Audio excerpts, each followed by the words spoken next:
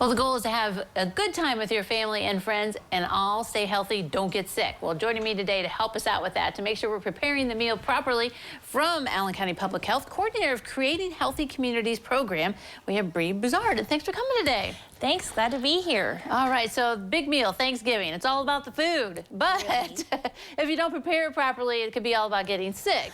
So let's start with the bird. What should we do with the turkey? How do we get ready for that? All right, so depending on the size of your turkey, you want to have so many days in the fridge to set out and thaw.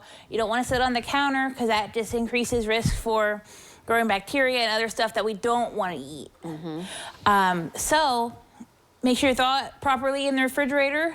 And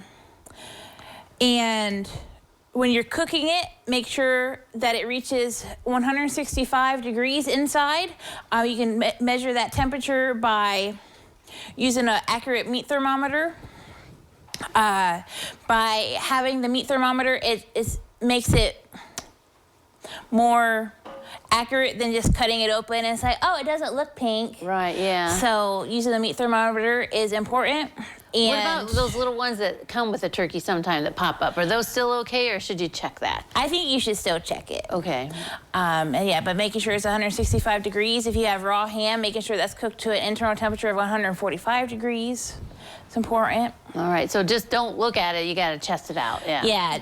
If it comes to feeding a lot of people, you don't want to just use your eyes. I know way back when the tradition was to stuff the turkey, and we've learned that you really shouldn't do that anymore. And that's still true, right? To cook the stuffing outside of it? Right, yep. Cook the stuffing outside the turkey. All right, very good. So we're in the kitchen a lot and cooking a lot of different things. Also, you know, being clean, use those wipes that we've been having for the pandemic. Right. You know, keep the kitchen clean as you're going along, too? Yes.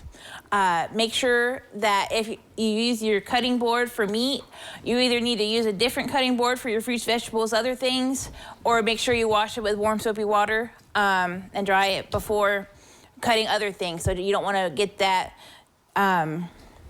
turkey juice type of thing in with your veggies, because that could not end well. Right, yeah, exactly. So it's hard to cook everything and get it all ready at the same time. I mean, are there times where it's okay to, like, you know, leave some of it sitting out and cooking some of these other things, or do you have to be careful about the timing of all that? Well, yeah, it's good to have a plan, because you never want to let perishable food sit out on the counter for more than 2 hours in the danger zone. The danger zone is considered from 40 degrees to 140 degrees.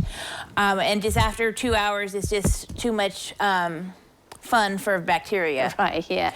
So, and making sure you keep hot foods hot and cold foods cold. I know I had some friends over for a Friendsgiving last week, and as I was cooking different things, I had the oven on, and I would have melt-proof different bowls and whatever if I have my mashed potatoes done, I kind of leave it sitting on top of the stove to stay warm, and then eventually pop it in the microwave, but making sure I'm in that 2 hour time frame. And leftovers are good, but like you're saying, don't leave them out. Get them in the fridge and then have fun, you know, with the family afterwards. Right. Clean up everything so you can eat the food later. Right. And leftovers should, I think it used to be said that leftovers should cool first before putting in the refrigerator. Right. But it is best to put food in leftover containers right in the fridge. We don't have ice boxes anymore, hopefully, and so the ice isn't going to melt.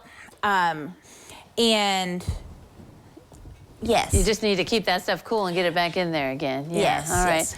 Some common sense. Yeah, and leftovers will stay good in the refrigerator for up to 4 days.